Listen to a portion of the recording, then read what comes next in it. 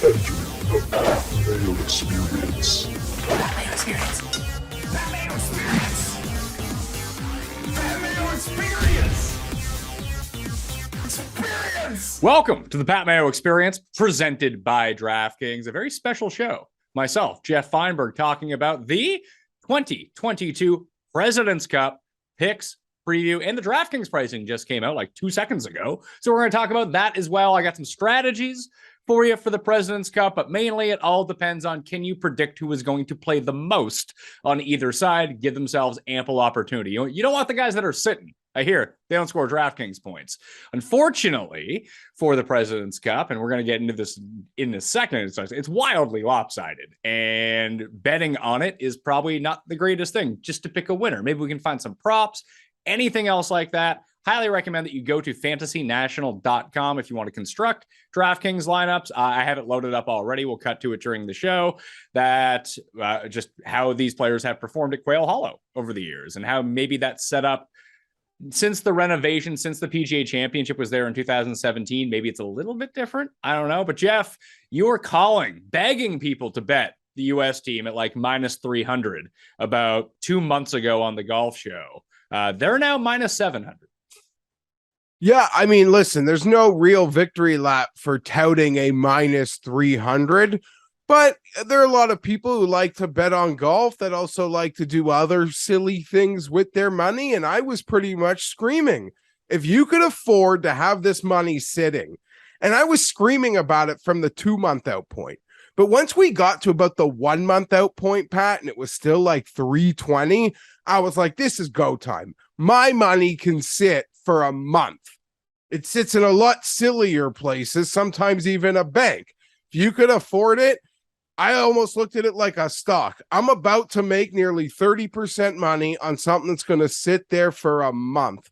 I wasn't even afraid of Cameron Smith playing. I still thought minus 300 was going to be a great number. Then we got those late defections and Smith and Neiman, and people started to realize, oh, the President's Cup's here. People started to see the rosters on paper, and boom, it's here. It's minus 700.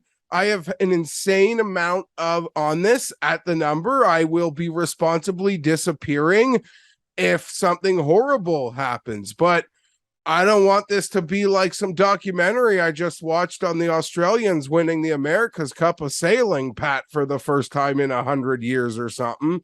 So that better not happen, or I don't know that I'll be around for week 4 spread picks, but there's a brown bag meetup going to happen behind a gas station either way. It's tough. Like, I mean, 7-1 is what you could just hedge yourself out and bet the 7-1 if you really wanted to. You're going to win either way, regardless of result, if that happens. But is there anything to like, hey, all of our best guys essentially went to live, we have this ragtag crew, or is just like, it feels like the talent disparity is so large. I went back, I saw Justin Ray's stats. Like, the internationals get pounded every single time. Even in Australia, I mean, the Americans had to come back on singles and win that one. But historically in this event, I thought this was really interesting, that the internationals have a better record in singles. They have a better record, I believe, in the 4-ball or the alternate shot, whatever it is. But in like the main one, like the team best score or whatever it is, I totally forget. The President's Cup and Ryder Cup is different, right? In terms of like the things that they have going on. Yeah. So let me, for starters, okay, it is lopsided, but I saw the world ranking. There's averages at like 43 and America's averages at 12. And they're still, I mean, it's only been close when they have to travel to Asia or Australia. And we've had really good vibes on this thing in the past, Pat, even taking some of the like point spread points that kind of make it like a -1.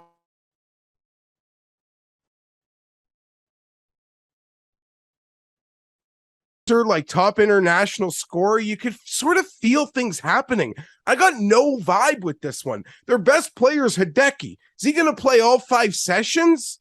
I mean, he doesn't even like playing 4 rounds normally. That's not even to make a live joke. It's just a standard Hideki thing. But let me quickly try to do my best with the format. The Ryder Cup is only 3 days. It's a Friday through Sunday. This will go 4 days, Pat. They're going to play They're going to play 5 matches of foursomes on Thursday and 5 matches of 4-ball on Friday, or vice versa. One of those is a 5-match set each day, which means of the 12-man teams, 2 guys will sit each day.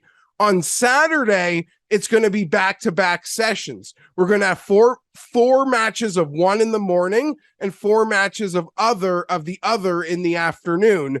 And then Sunday is the 12-man singles competition, giving a total of 30 points. A player must play at least 1 time before singles. If someone wanted to be hidden, they could. I don't think, if America wants to hide Kisner, I don't think they're going to feel like an absolute obligation to hide anybody. And I wouldn't even know who the internationals would attempt to hide, to be perfectly honest. You could hide 6 of them. There's that aspect of it. So those are the rules, but I don't know who's going. In the other tournaments, I feel like there have been much more of a build-up. Now, maybe because Liv did a lot to ruin this and this isn't a Liv conversation, but Cam, Louis, Answer, Neiman, Mito. I'm probably forgetting somebody as well. They did a good job at really making so it feels like no one attempted to hype this at all. But in the past, I feel like we'd have had articles, or you could have looked into things, or the international squad would have been hearing about who might have been practicing with each other. This event just feels like a dead fish on intro. Now, it is sold out on the grounds in Quail Hollow in Carolina. You know what 100,000 drunk American fans are going to be like, even if they are 21-point favorites. So it's still going to have that fun vibe, I think, on the grounds. But the buildup, dead fish. You know what? No one cares about this. I can't even find the outfits, Pat. I can't even find the outfits. That's how under the surface this is going. And these outfits are proudly acknowledged weeks.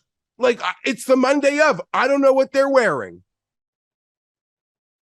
I mean, I don't care what they're wearing, for one thing, but okay, we talked about not having a feel. I'm with you. Let's try to parse through the international team first, because I feel like if there's going to be any value to bet on this stuff, it's likely going to come from the international side.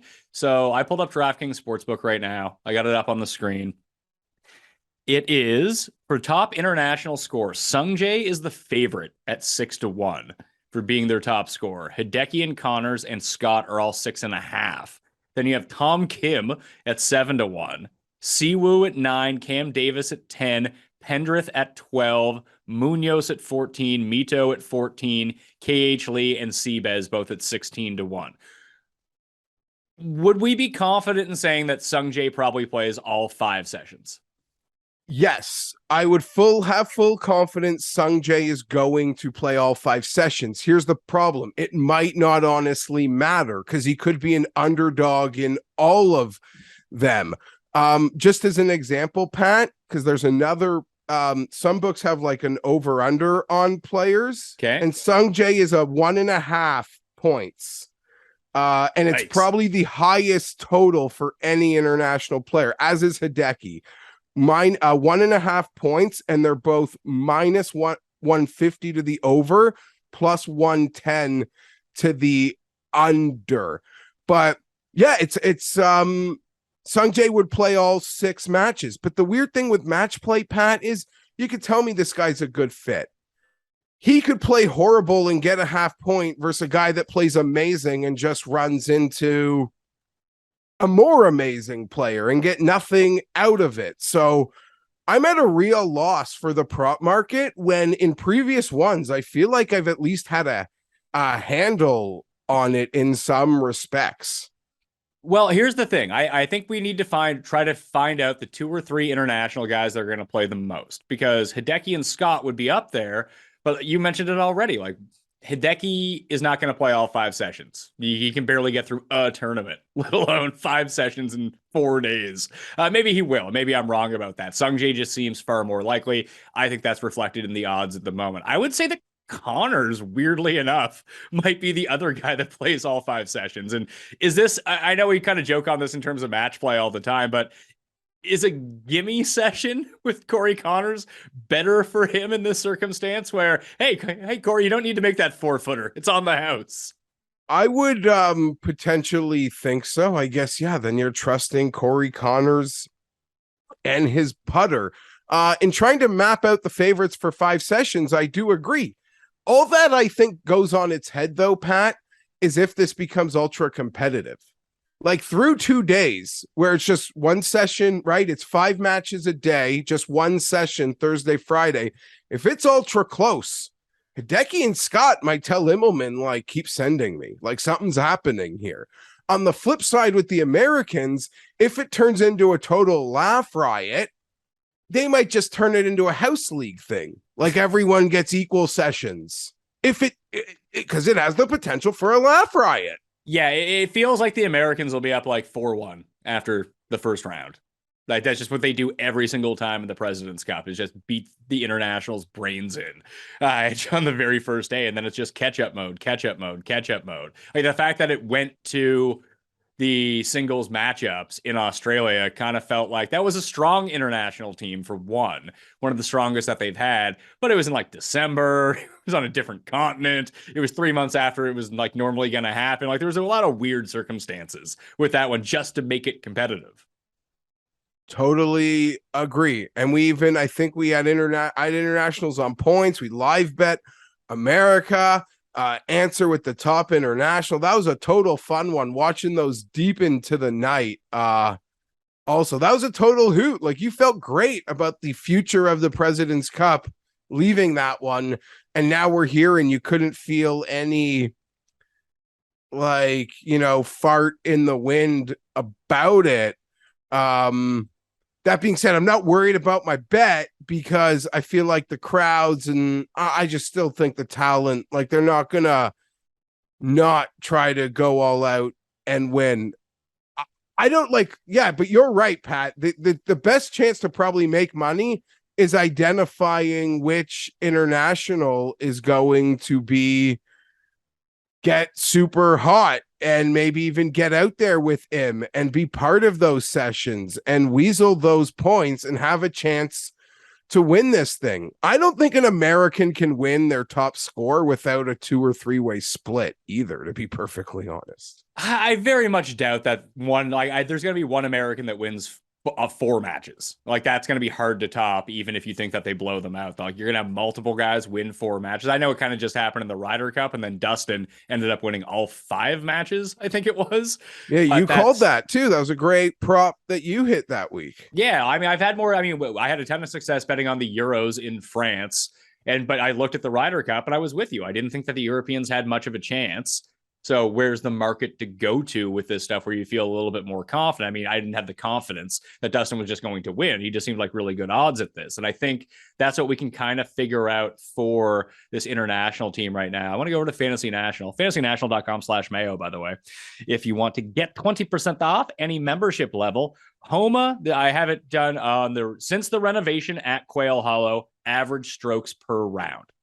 Homa, Thomas, Connors, Davis are the top 4 players. Like then we jump on over, like Cam Davis is 10-1 to be the top international scorer. Like that's not crazy, because it does feel like if Davis gets off to a hot start, and I think he'll be a part of that earlier session, that if he can win his first match, they're just going to, if anyone gets hot on the international team, they're just going to ride that guy for as much as he's got until he loses, I think, like they did with Answer. That you're not wrong. The international's probably not in a position to break up a winning pairing. I'm also here to say there could be pairings that play phenomenal and just lose because they just lost to Scheffler and Morikawa. Yeah, do you have a better sense of what the American pairs are going to be versus the because I have no sense of what the international pairs are. Like I assume they're going to do something like, oh, we're going to put Pendrith with Connors because they're both Canadian. Like I could see that just being the stupid logic behind it. But like I'd put Davis and Pendrith together. That's a great team to put together. Yeah, you would think so. Maybe, one of the veteran Korean, like maybe Siwoo, maybe it's a team of Kims. Yeah, you could see them. I have no idea. I honestly, I'm so blind to how Immelman is planning on using these. What's also so much fun about the President's Cup, Pat, it might be more fun than the golf this week. I love the drafts. Oh, the draft. The draft is amazing. Must see TV.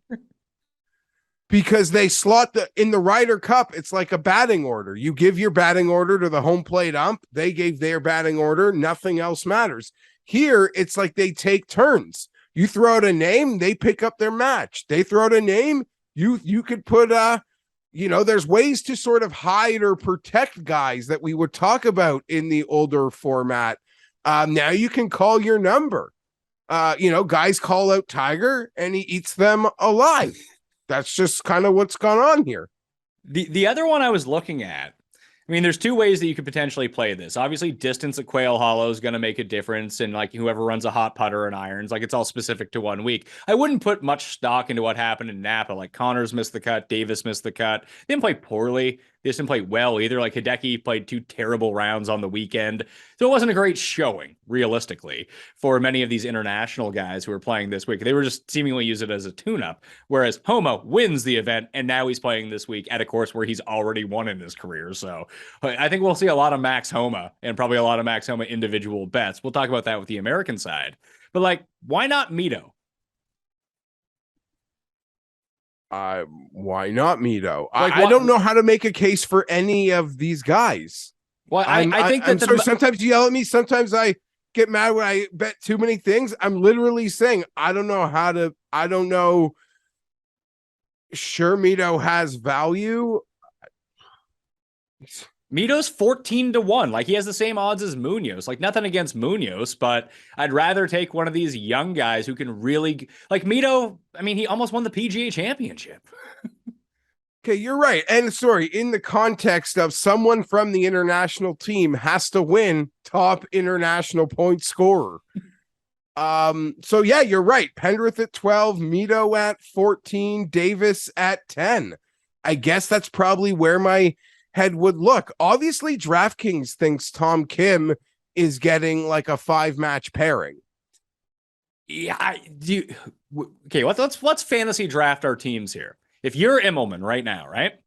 How do you line up this international team for pairings? As like starting day one, who plays, who sits, who's playing together?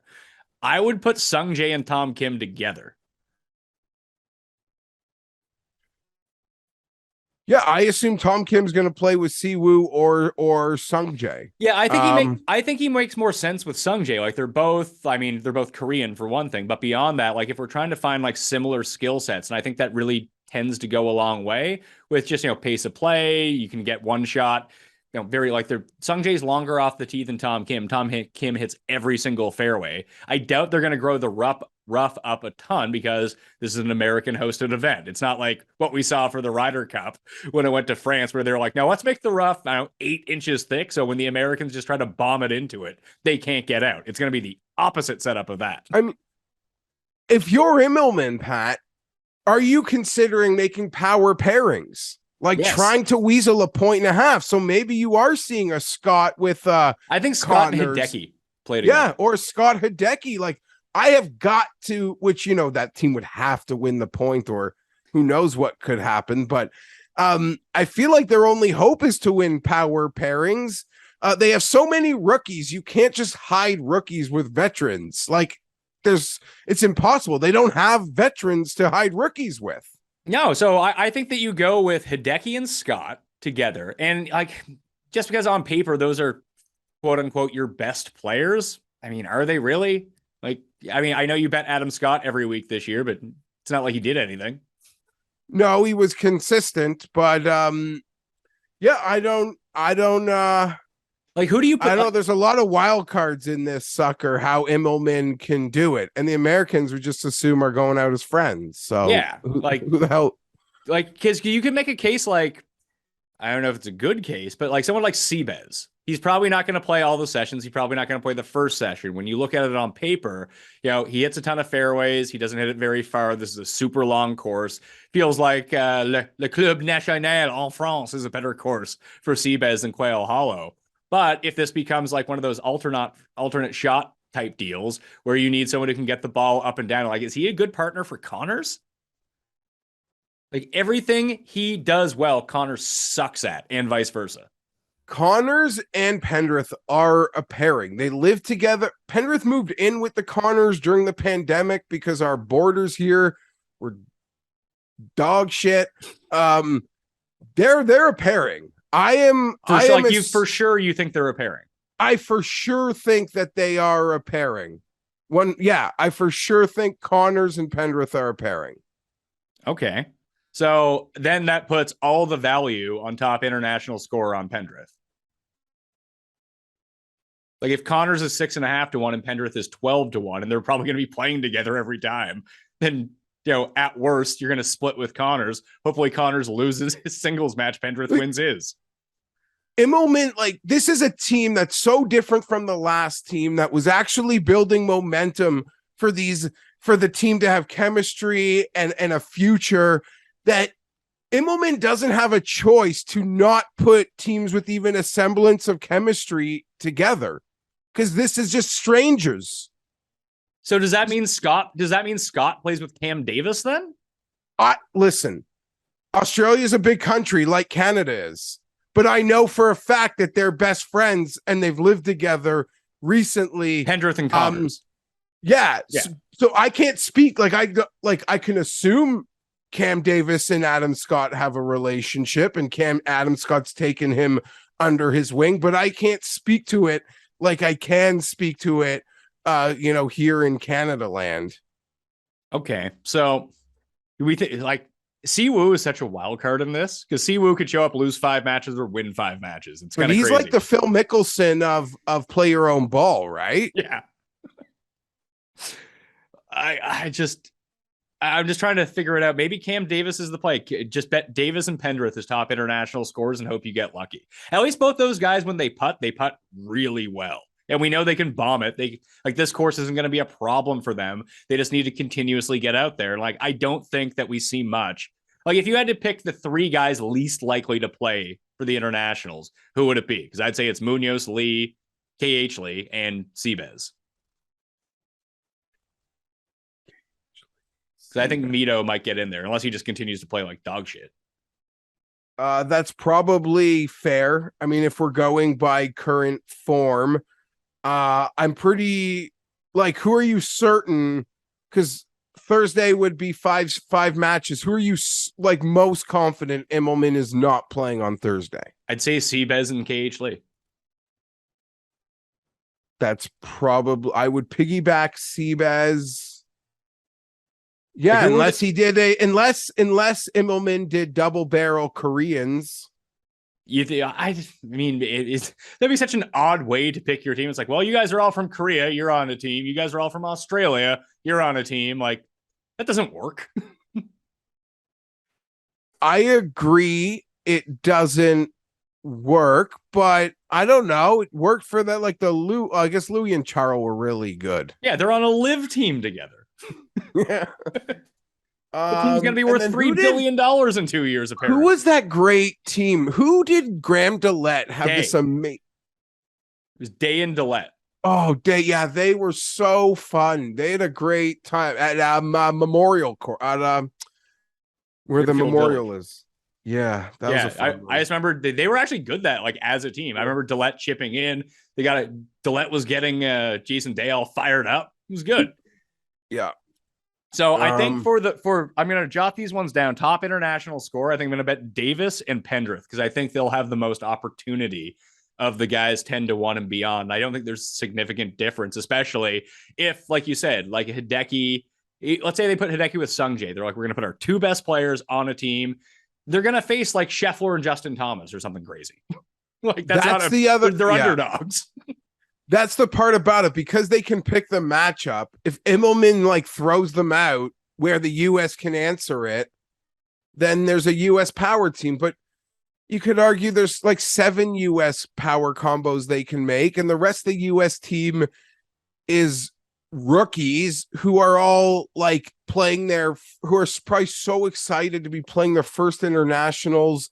And with what's happened on Live, you can now argue that there is there's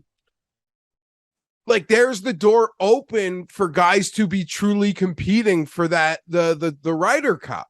Like, that's a real thing. You can't go lame duck here and think you're going to be respected when time comes next year. And with DJ and Bryson and Brooks gone, Gooch, yeah, by world ranking, Gooch, there's a door that's opened for a for a handful of these guys to get a be on the chance in Rome next year. And I got to watch some of that. It looks like a real fun international course, I tell you.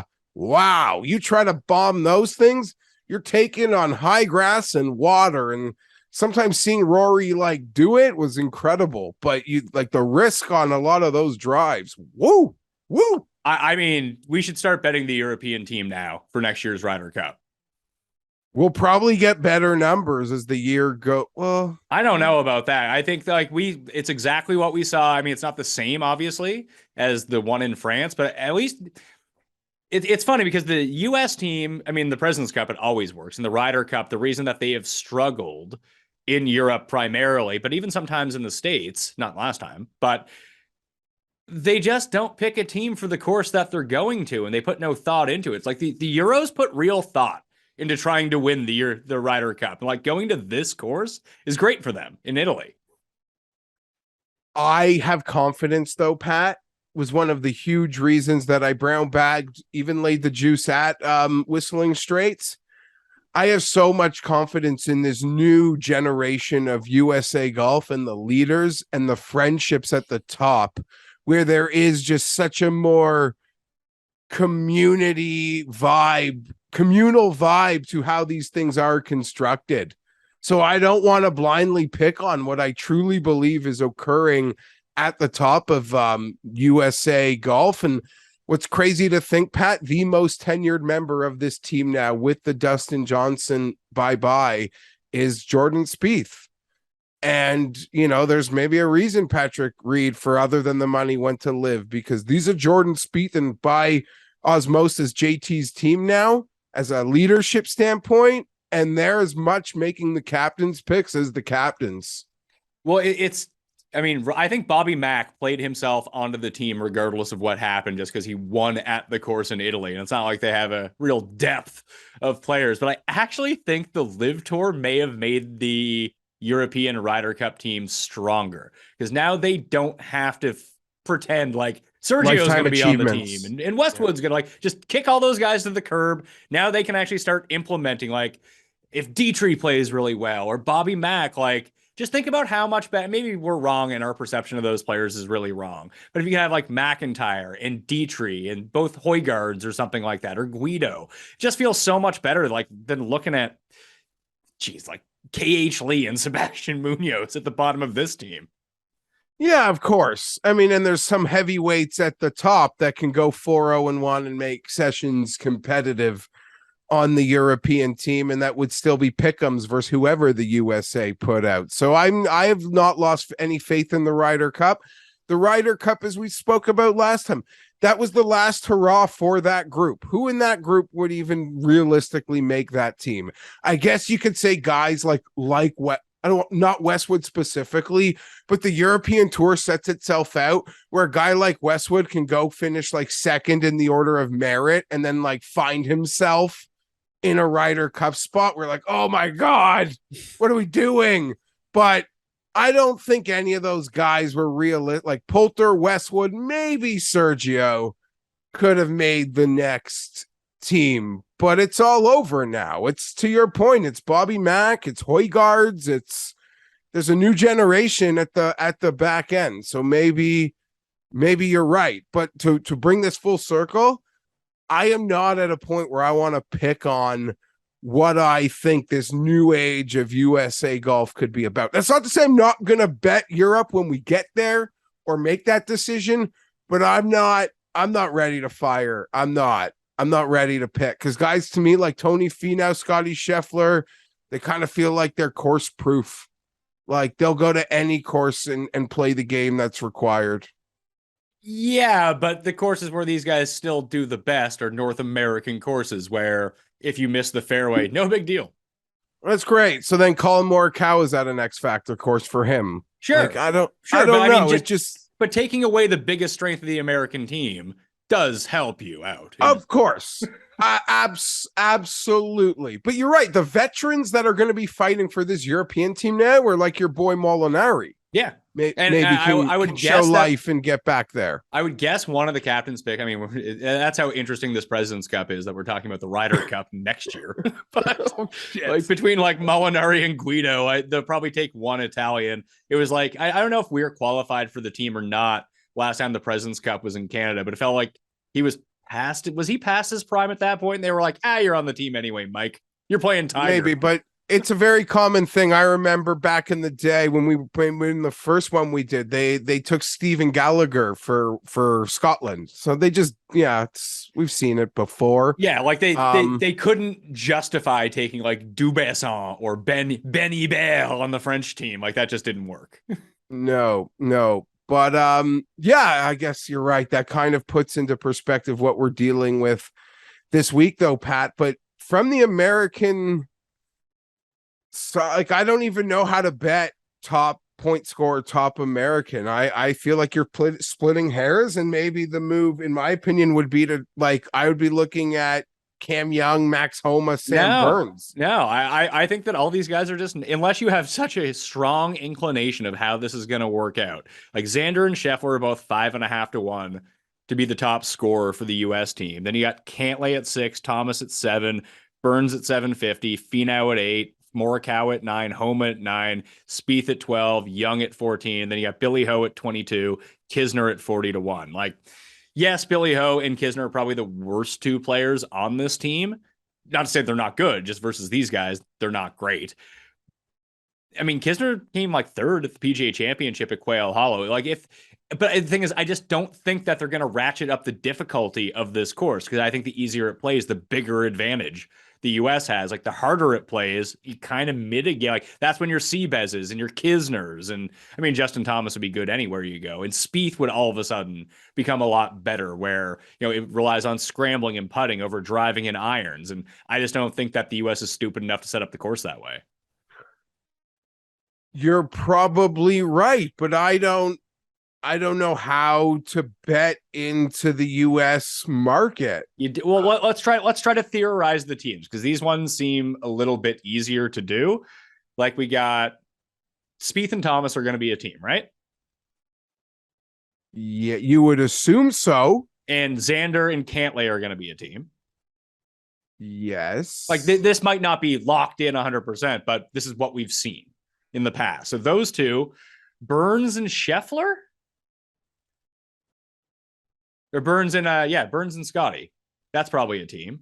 What is there? I'm not saying you're wrong, but what is your inclination for that? Sean Martin kind of reported this, and I'm kind of trying to read some tea leaves here. The guys have different interview schedules. It's broken up into 2 days. So on Tuesday, it's Spieth and Thomas are doing interviews along with Burns, Homa, Horschel, and Scheffler.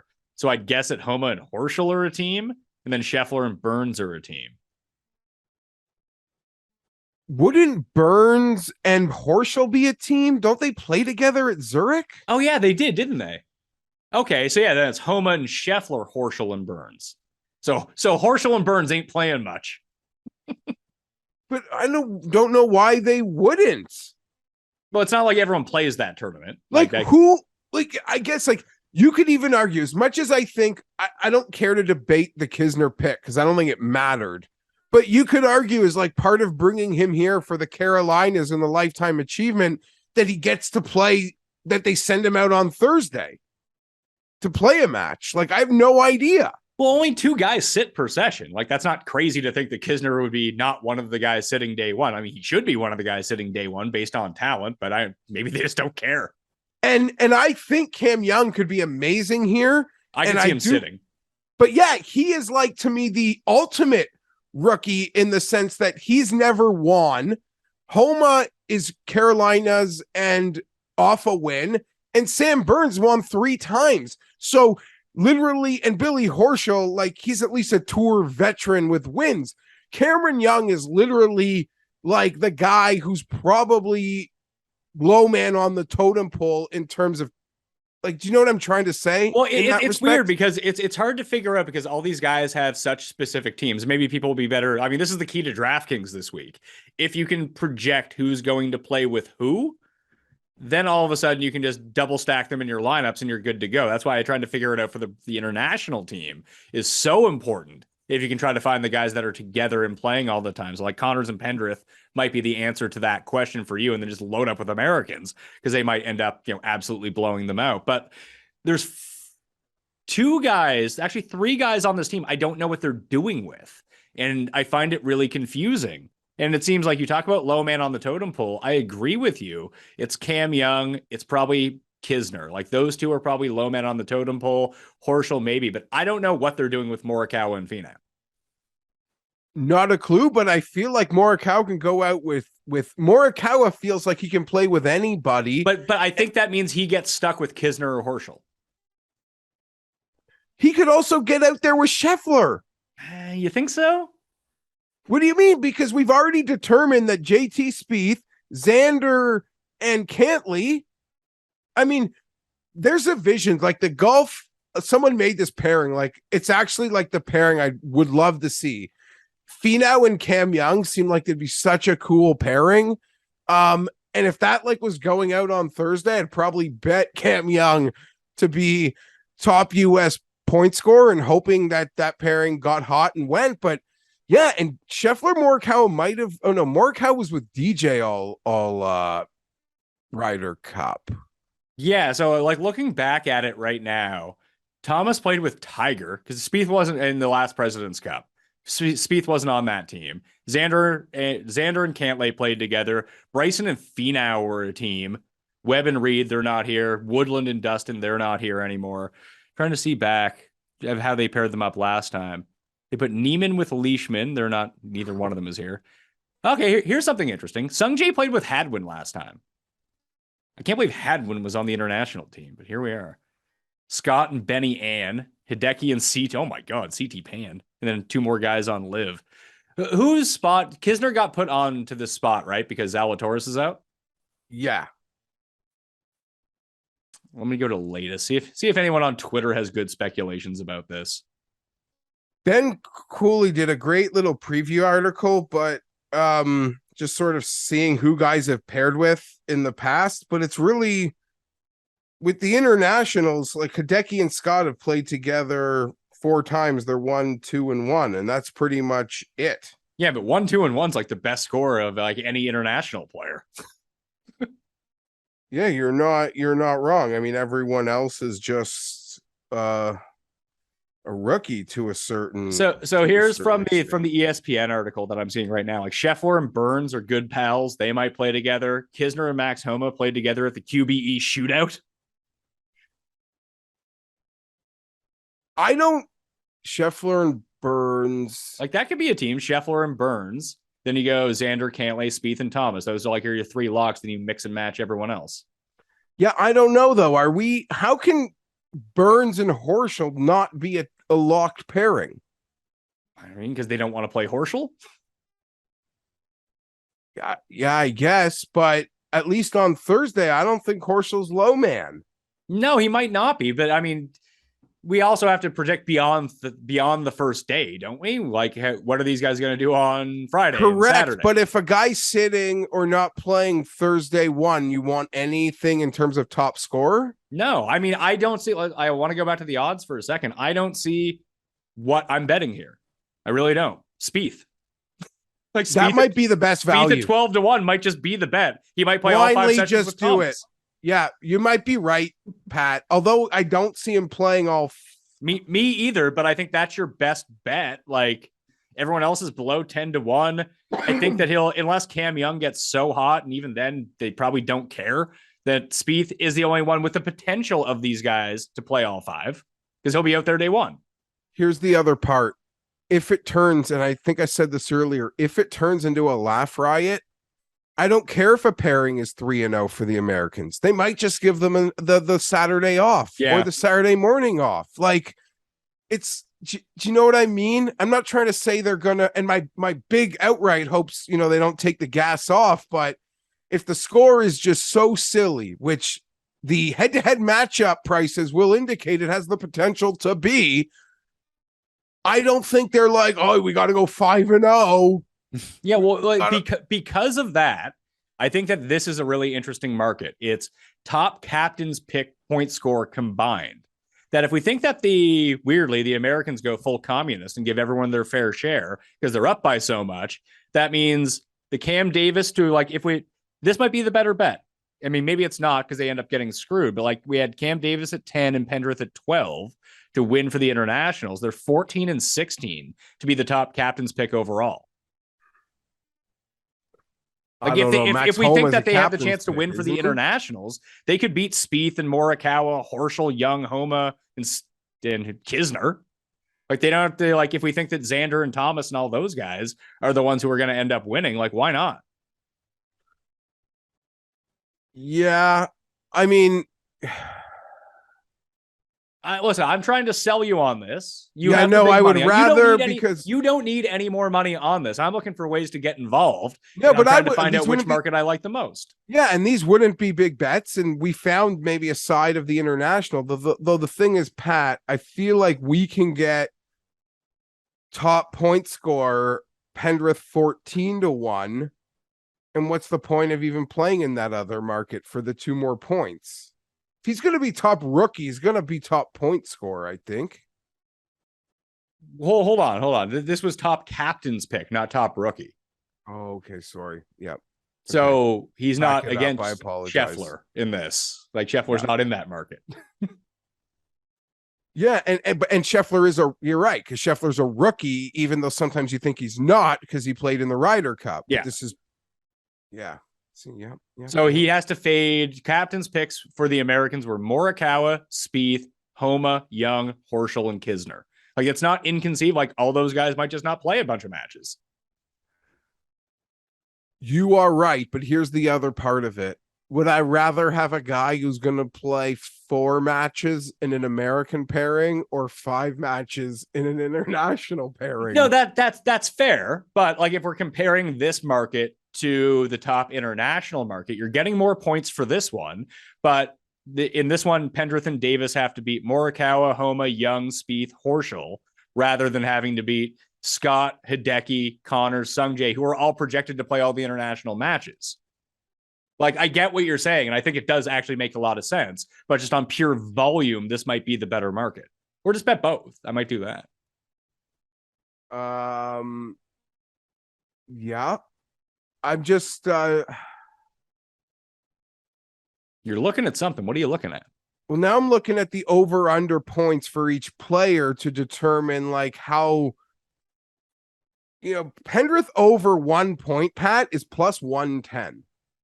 Yeah, but we don't know. Like, maybe we think him and Connors go out together. That's great. Like, I have more confidence in Cam Davis than I do in Pendrith, but maybe I'm wrong on that.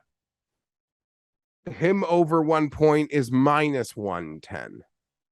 But it would lose on a tie because exactly 1 or under is minus 120. Oh, okay. Just trying to find out. I thought we'd be safe on a tie, but we're not safe on a tie on these props. So use your eyes, people. Sometimes I make these mistakes. Well, I mean, if you go to top international debutant, you can get Davis and Pendrith at 6-1 and 6.5-1. And Tom Kim and Corey Connors. Somehow in the top international debutant, Tom Kim is behind Corey Connors in terms of the overall market, but he's ahead of him in the top rookie market. Incredible. The amount of respect Tom Kim is getting in these markets versus that next tier of player is pretty remarkable to me. Well, this could be the one to look at here. Top international debutant. I know I kind of mentioned his name a few times, but Mito's 9 or 8.5-1 to be the top rookie on the international team. Like, that's not inconceivable. No, not at all. Not at all. Other than, does he have a positive result at all in the last 2.5 months? That I couldn't tell you. I haven't really been playing the old Mito we know market. Cust killed him. Yeah, when Cuss destroyed his career, it became tough. He was terrible at Quail Hollow last year, but it was in 2 rounds. Let's see, Mito, what do you got going? 54th at the BMW, 42nd at the FedEx Cup, miscut, 13th, 7th, 3rd. He had his maybe just time off was good for him at the same time. Like, we don't know. You never know what's going on with these guys.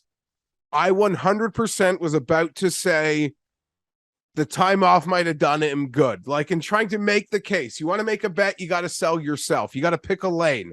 The time off might have honestly been good for a guy like Mito. You could sell me on that, but I'm pretty confident it's Davis and Pendrith. We're gonna get my money in exotic international markets. I have Fantasy National pulled up right now. I just looked at strokes gained ball striking, which is off the tee plus approach together per round. The best players in this field are Connors, Thomas at Quail Hollow in their career. It's like 8 rounds or 6 rounds, so it's not a very big sample. But Connors, Thomas, Homa, Davis, Patrick, Cantlay, and then it's like Hideki, Burns, Munoz, Xander. Then you have guys who are all kind of in the negatives. Like, the negatives have been Finau, Kisner, Sungjae, KH Lee, Adam Scott, and like Mito was horrible in his 2 rounds. But I don't know if there's anything to take away from that. Is that everything that I've looked at so far, Connors is being spit out as the best guy.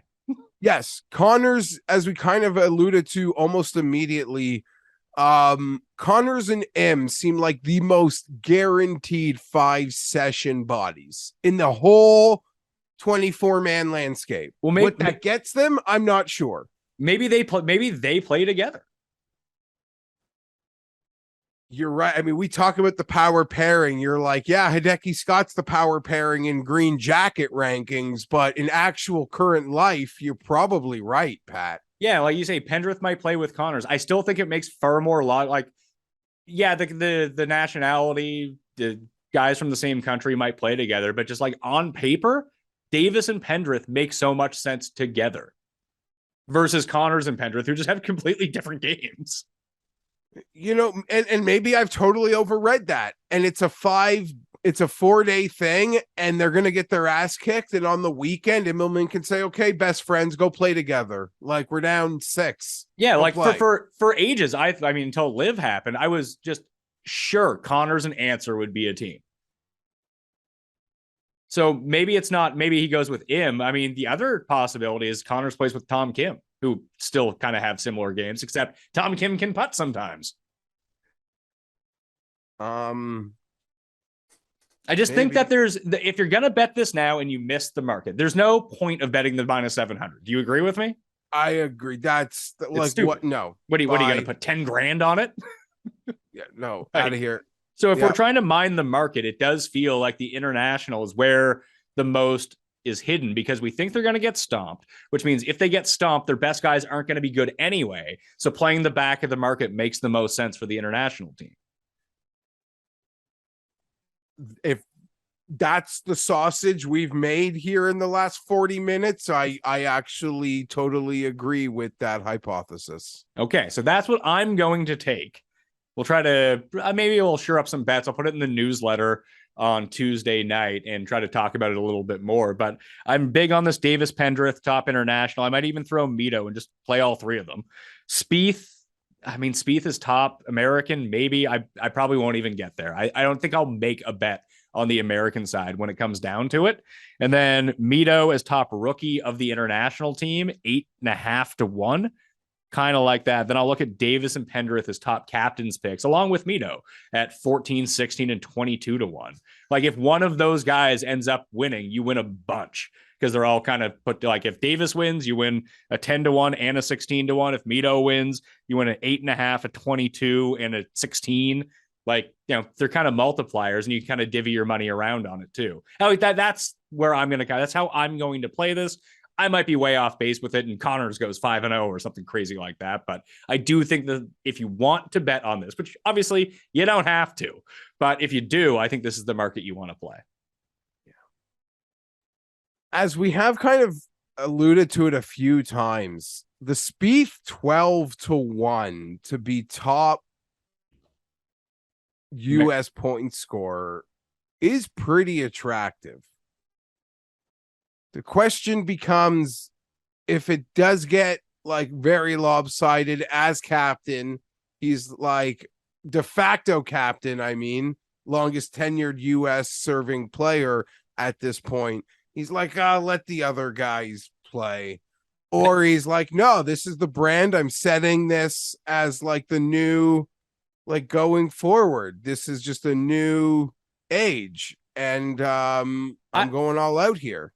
I like where you're coming from with that, and I think that you're right. Plus, I don't think this is a great course for Spieth anyway.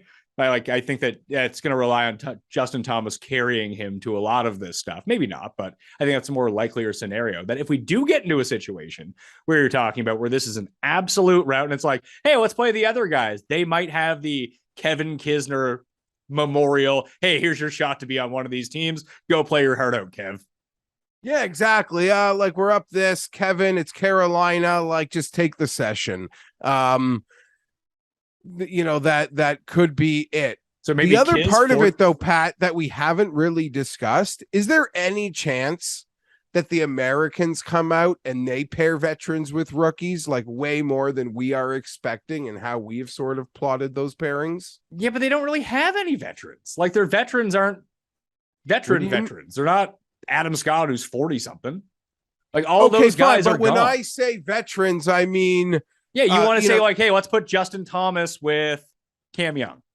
Yeah, or like I said, Fina, yeah, all those guys, Spieth and Homa, and we're just gonna send you out with an experienced international match play player. No, I don't think that happens.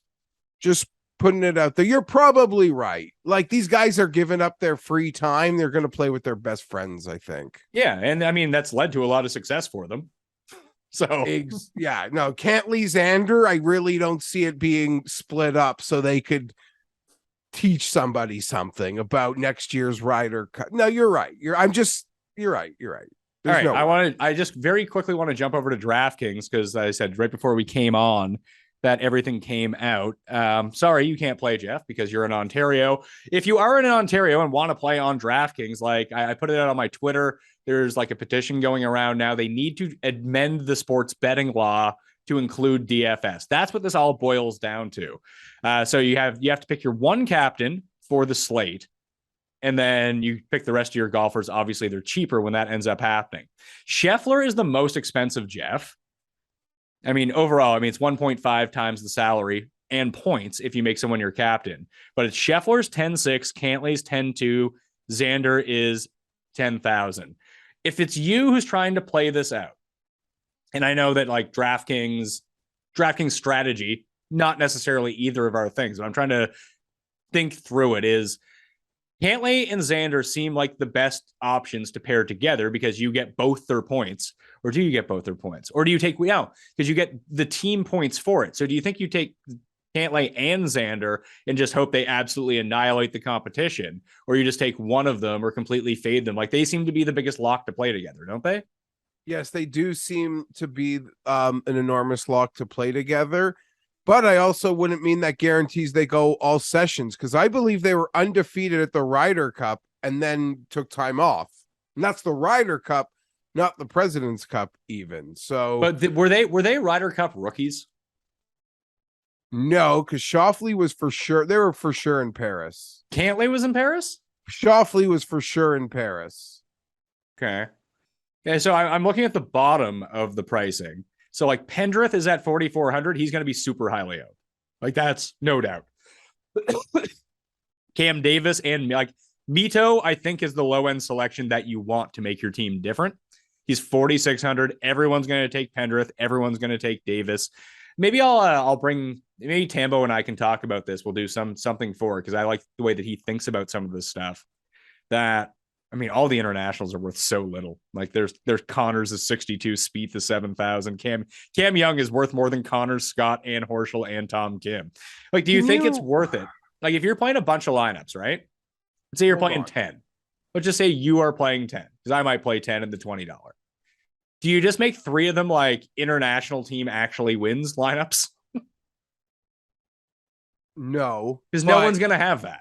No, I don't care. You don't care? I guess if you need to do that. No, because my mind's not allowing itself to go there. So I have a peaceful week until I actually have to stress that situation. Here's the truth of it, Pat, especially when it comes to DraftKings, but also to the betting. We're going to know the Thursday matches on Wednesday.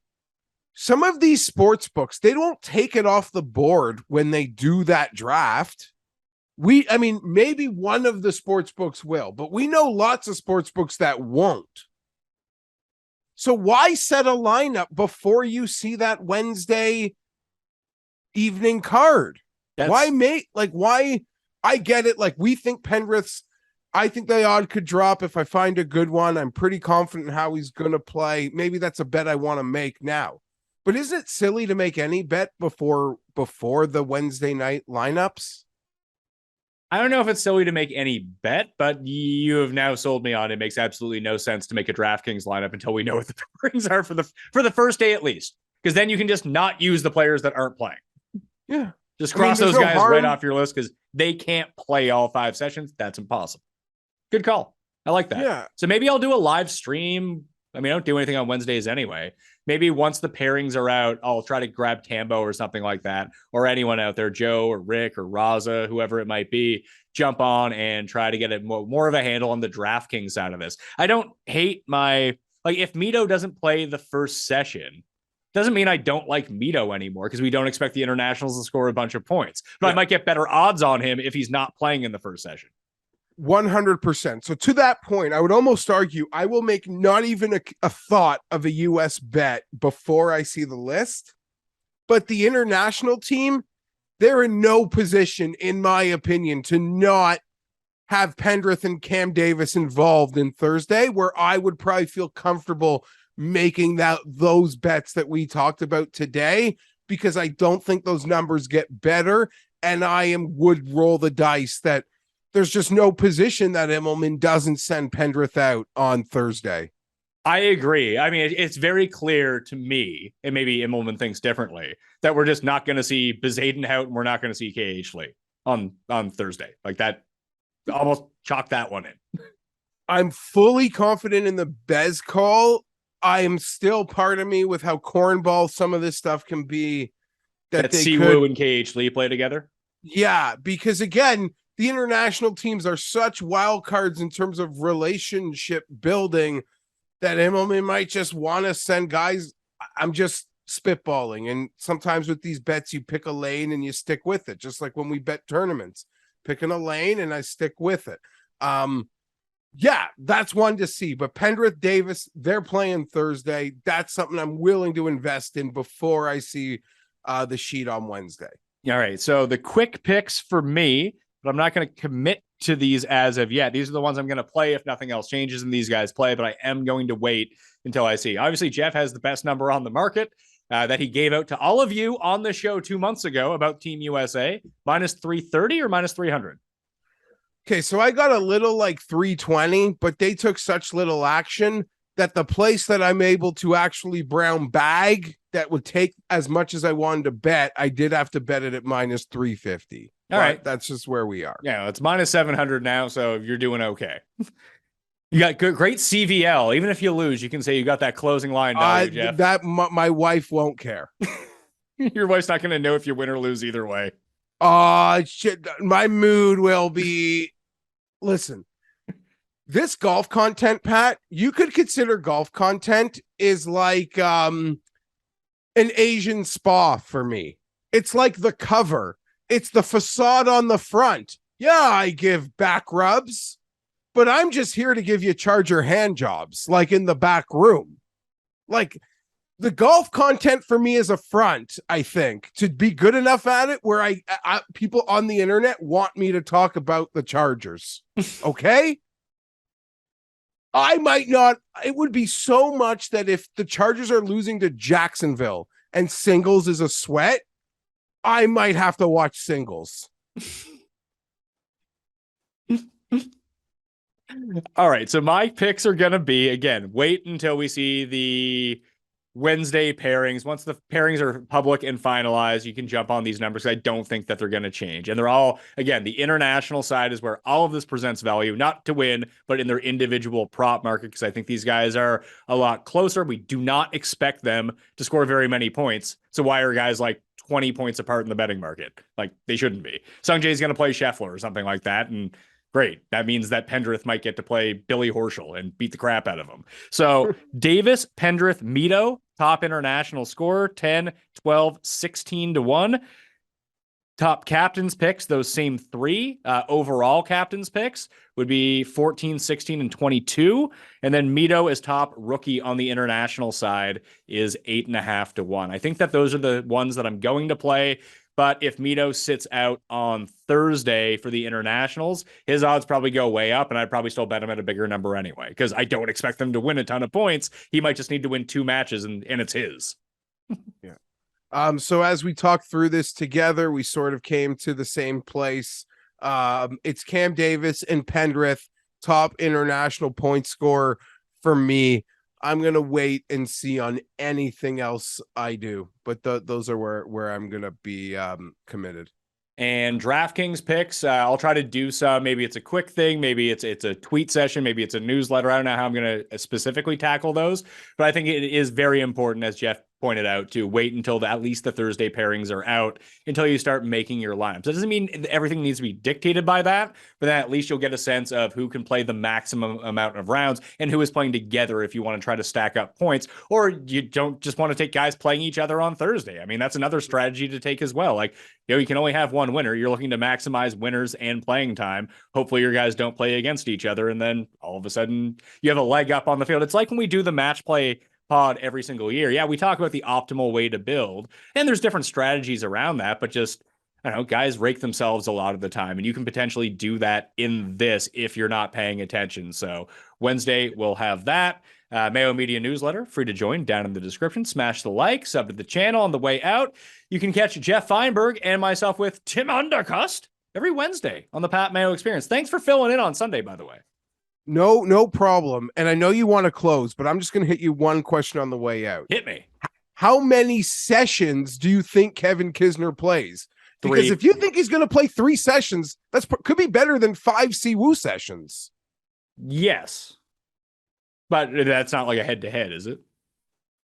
No, but I'm just saying, no, you're right. I'm just saying, sorry. I said too many words. How many sessions do you think Kisner plays? 3. I just don't see what that does for us. Like, he needs to play at least 4 for that 40 to 1 to come in handy. Which, if they route them on day 1, he might end up playing 4 just as a victory lap. And at DraftKings, 3 Kisner sessions isn't worth much? I mean, it is. He has to win all 3, though. Because you still get points even in losses. Not a ton, obviously, but... Of course, you're right. It's not like you get 0 points if you lose. You're right. That was a silly thought of me on DraftKings. You can, playing 5 sessions, even losing, you're making your birdie, you're making your holes in those sessions. My bad. Total...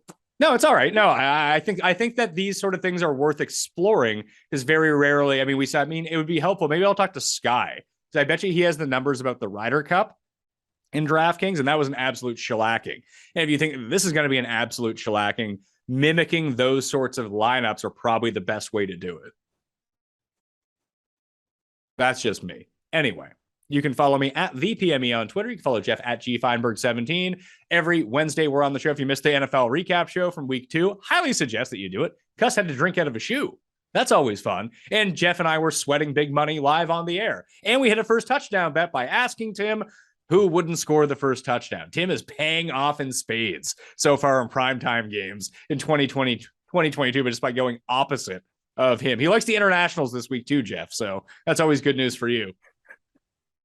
That can't be real. He always loves that. See, Bezuidenhoit, as he says. Listen, I hope it's an entertaining week. I don't know. Even NBC barely sneaks in a plug during Sunday Night Football, you know? Yeah, well, like I said, that will do it. We'll be back next week for, I think, Sanderson Farms DraftKings picks. But I like talking President's Cup with you. Hopefully we can make all this work for 2024 when it's in Montreal, and we can rent a house, have the PME house on location in Montreal, and we'll all just be passed out the entire time and forget to do any content. It'll be a lot of fun. Ensure that will go down. Thank you all for watching. I'm Pat Mayo. I'll see you next time. Mayo experience. Experience.